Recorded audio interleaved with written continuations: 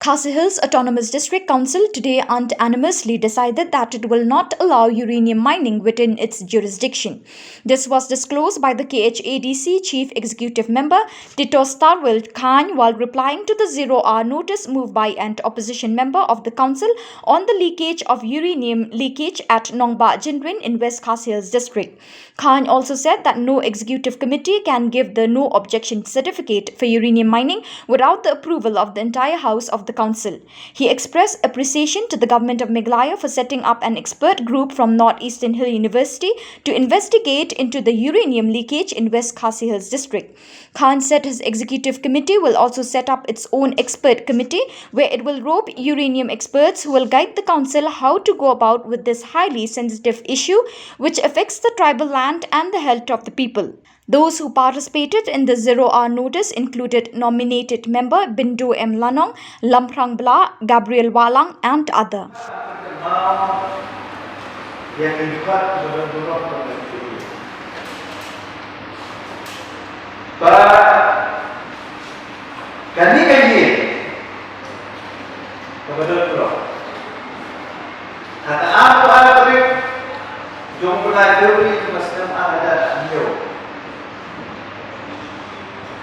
Kalapas Pinoy Resolution.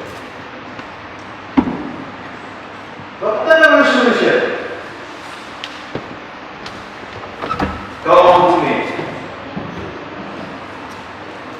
That henceforth all issue relating to uranium mining activities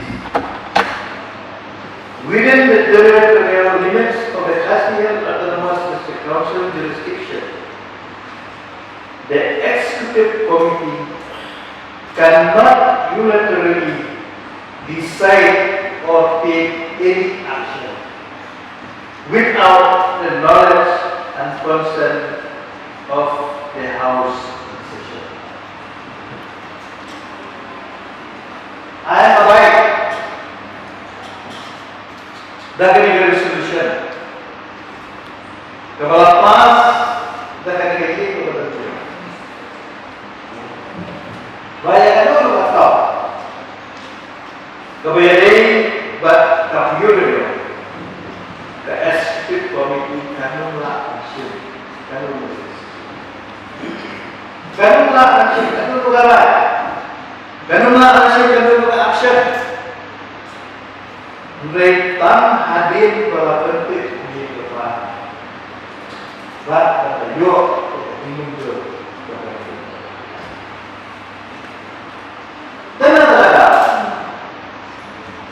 Haluan kepada kerja, kebelajar, ketika kerja saya berbeda, isi.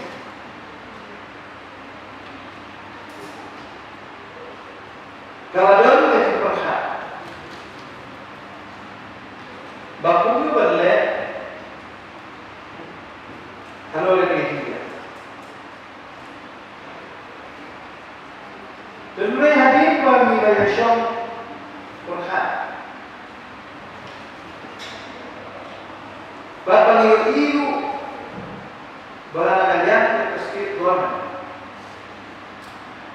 Kalau share di tengah berhenti, bangsa itu ekspor. Bandar berjumlah madu ada kita. Nasional bagi Ngidang dari mana? Ya, dari port sebenarnya. Kayak employee. Ini nasional bentuk. Bangku